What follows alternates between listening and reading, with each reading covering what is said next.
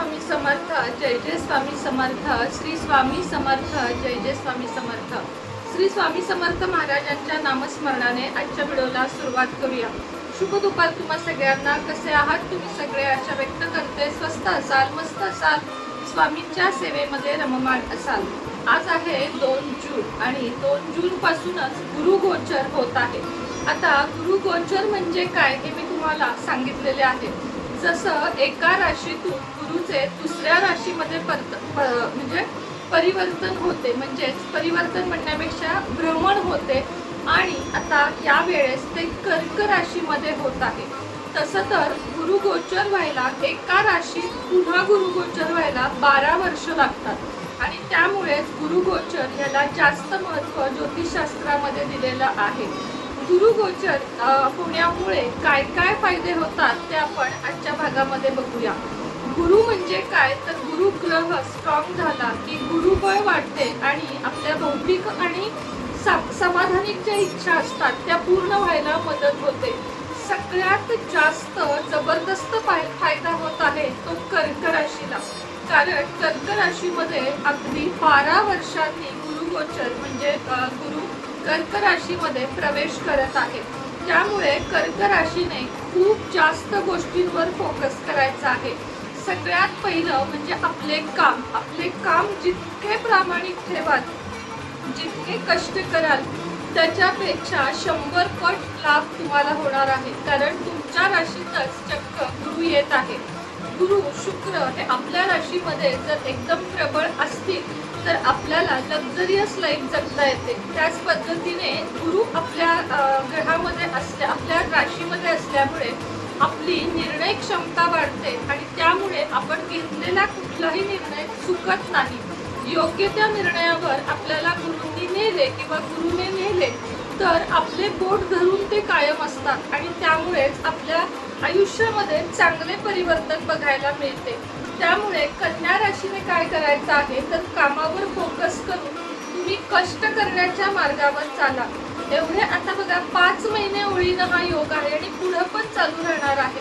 त्यामुळे हे 5 महिने अध्यात्म आणि आपले काम हे सोडून तिसऱ्या गोष्टी करायच्या नाही. फक्त अध्यात्म म्हणजे देवाचे नामस्मरण आणि आपले काम याच्यावर जितकं तुम्ही लक्ष केंद्रित कराल तितके पुढचं वर्ष तुमचं चांगलं जाणार आहे.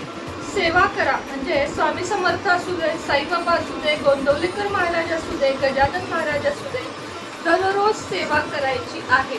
त्याच पद्धतीने आज 12 राशींनी म्हणजे प्रत्येक राशीने मेषपासून मीनपर्यंत प्रत्येक राशीने एक उपाय करायचा आहे. तो संध्याकाळच्या वेळेत करायचा आहे. साधारण 7 ते 9 या कालावधीमध्ये आपल्याला हा उपाय करायचा आहे. तो म्हणजे काय तर 3 मुखी दिवा आपल्याला प्रत्येकाला संध्याकाळी दरवाजात लावायचा आहे.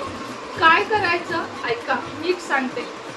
आधी गंगाजल किंवा गोमूत्र दोन्हीतलं जे काही तुमच्या घरामध्ये असेल ते सगळ्यात आधी उंबरा पुसून घ्यायचा, दरवाजातलं झाडून घ्यायचं. त्यानंतर दरवाजात आणि उंबऱ्याच्या इथे म्हणजे उंबऱ्याच्या चौकटीच्या बाहेर गंगाजल आणि पाणी शिंपडून घ्यायचं आहे. नसेल ना काही तुमच्याकडे, नुसतं पाणी आणि त्यामध्ये हळद घाला किंचितशी आणि हाताने किंवा बॉटलने स्प्रे करा.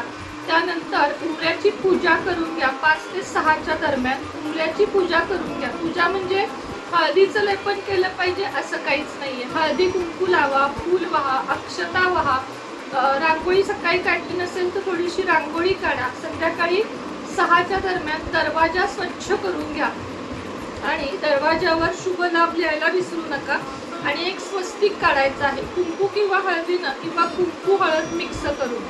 संध्याकाळी 7 वाजले की एक दिवा घ्यायचा आहे. कोणताही दिवा घेऊ शकता, स्टीलचा, पितळेचा, कणकेचा, समई, निरांजन किंवा काय म्हणतो आपण त्याला पणती, काहीही घेऊ शकता. त्यामध्ये 3 मुखाला वाती लावायच्या आहेत. त्या कशा 2 वातींची एक वात करायची, एक समोर, एक इकडे आणि एक तिकडे, असा 3 मुखी, 4 मुखी नाही बरं का, 3 मुखी दिवा लावून घ्यायचा आहे. आजपासून गुरु गोचर होत आहे. सगळ्या राशींना या उपायाचा लाभ होणार आहे. लक्षात घ्या, प्रत्येक राशीने आता अडचण आहे, मासिक धर्म आहे, घरातल्या दुसऱ्या कुणाला तरी तुम्ही सांगू शकता आणि मग या दिव्यामध्ये एकूण वाती किती असतील? 6 वाती असतील. 2-2ची एक वात करतो आपण. 2 वाती मिक्स करून एक वात, एक समोर, एक इकडे आणि एक इकडे आणि एक समोर अशी वात आपल्याला करून घ्यायची आहे. आणि संध्याकाळी 7 वाजता दरवाजाच्या बाहेर थोडंसं अक्षता, फुलं असे एका डिशमध्ये ठेवायची. त्यावर हा दिवा ठेवायचा. त्यामध्ये तिळाचं तेल घालायचं. आठवणीने तिळाचंच तेल घालायचं आहे आणि हा दिवा प्रज्वलित करायचा. साधारण हा प्रज्वलित राहावा म्हणून त्याच्यावर काचेचं झाकण वगैरे तुम्ही ठेवू शकता. त्याचं कारण म्हणजे हा दिवा जास्तीत जास्त वेळ प्रज्वलित राहावा. तूप घालायचं नाहीये, तिळाचं तेलच घालायचंय. हा 3 मुखी दिवा तुमच्या आयुष्यामध्ये प्रकाश आणेल, वेगवेगळ्या ऑपॉर्च्युनिटी आणेल. त्याच पद्धतीने अडकलेले कामं, अडकलेले पैसे हे तुमचे परत येण्यास मदत होईल. त्यामुळे आज प्रत्येकानं हा उपाय करा. संकष्टी चतुर्थी आहे. काल तुम्हाला खूप छान एक उपाय मी सांगितलेला आहे, तो सगळ्यांनी करा. संध्याकाळी देवासमोर बसून अथर्व शीर्षाचे पठण करा. सुरुवात गणपतीच्या सेवेने करा. अथर्व शीर्ष म्हणता येत नसेल तर ओम गम गणपते नमः आणि गणपती स्तोत्र आपल्याला म्हणायचे आहे. ते झाल्यानंतर आजपासून गुरुगोचर होत आहे. त्यामुळे आपल्याला कोणत्या सेवा करायच्या आहेत जास्तीत जास्त, तर आपल्याला ओम ओम गुरुवे नमः या मंत्राचा जप करायचा आहे. ओम नमो भगवते वासुदेवाय नमः या मंत्राचा जप करायचा आहे.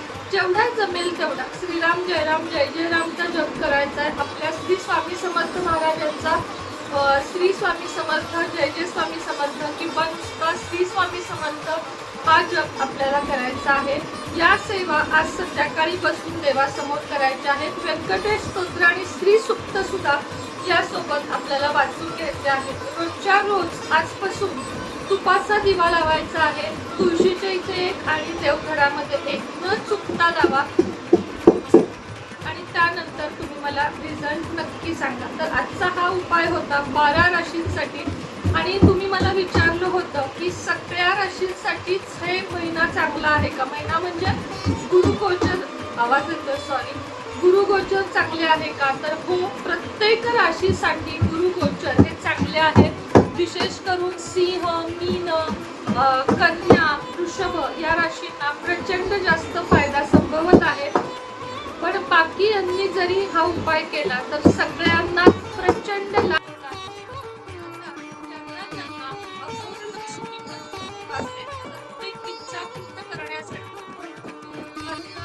त्याच पद्धतीनं लग्न या सगळ्यांसाठी जर तुम्हाला मंत्र हवा असेल मेसेज करा. आज आम्ही चतुर्थीनिमित्त 2 ब्रेसलेटवर एक ब्रेसलेट फ्री म्हणजे पिरोगा पायऱ्या त्याच्यावर मनी मॅग्नेट फ्री आहे. 1000 मध्ये तुम्हाला 3 ब्रेसलेट मिळणार आहेत. लक्ष्मी कुंचन 2860 आणि 2560 या किमतीमध्ये मिळणार आहेत. आणि देवी देवतांच्या मूर्ती अघोर लक्ष्मी मंत्र ज्यांना हवा आहे त्यांनी नक्कीच संपर्क साधावा. या बॅगच्या आवाजाबद्दल माफी असावी. खूप वेळा